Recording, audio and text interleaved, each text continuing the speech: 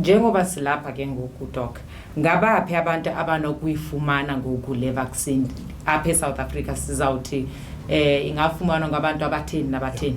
No, ibalekile kakhulu lento. Uba siyakhumbula ke nxa senigqibezela into bendiyithetha, ba siyakhumbula xa abantu beyokuhlaba inaliti yeflu kuba ubusika busiza. Awukwazi ukuhlaba inaliti yeflu ubuyihlabile kunyaka ophelileyo kuba lokho ivirus leseyitshintshile. Yinto esiyifumeneyo ke ngoku lesithetha ngayo. Yinto sithetha into yokuba le virus besinayo, le vaccine isenziwa iye yatshintsha ithethe ukuthi ke ayisasebenzi ngolaa hlobo layo. Now ngela xesha ke bekucingwa ngento yokuba ingaba ke nxa sesifumene le vaccine sizayisebenzisela ntoni nakanye kanye. Okokuqala sisebenzisa ijonge into ezimbini. Ukuba ngaba ukwindawo ekubeka esichengeni sokuba mawufumane intsholongwane ka-COVID, that means that you are at risk of infection. Beyinto yokuqala besijongileleyo.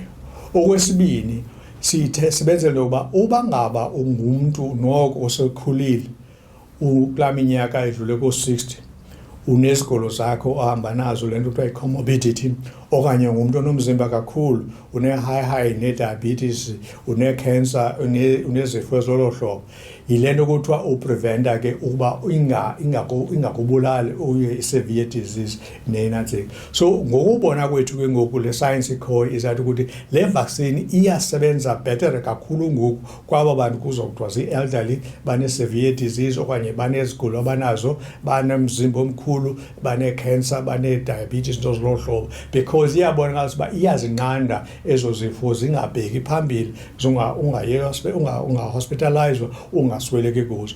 Kodwa ke le nto uba ikunqande uba ungafumani intsholongwane kuzawufuneka sisebenzise le ndlela sisebenzisayo ngoku yokusebenzisa imask ngalo lonke ixesha, sihlambe izandla ngalo lonke ixesha, siyenze la 2 meter 1.5 distances, singayi kwiindawo ezinabantu abaninzi apho ii-faces ezifaliweyo abapho sicula sithini na apho infections zikhona. So it means then ke noba kuyifumene i-vaccine kuzawufuneka uba uqhubekeke ngezonto until kube khona what is going to happen lento kuthiwa yi-booster vaccine, because also science sebeqalile ngokusebenza into yoba njengabe sebenza kwiinto zeflu ukuyitshintsha le vaccine ukwenzela uba ijonge ifumane le variant nalapha ekhaya.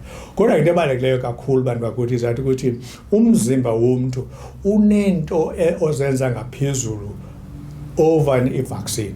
Asiphelelanga nje uba sijonge le what is called spike protein. Umzimba wethu uyazikhupha ezinye izinto zoba usincedise. So sinethemba ke ezo zinto zizancedisa itshintshe into esibona ngayo apha elaboratory nono science bakhona xa sekusetyenzwa phaya ekuhlaleni nabantu befumana ugonyo.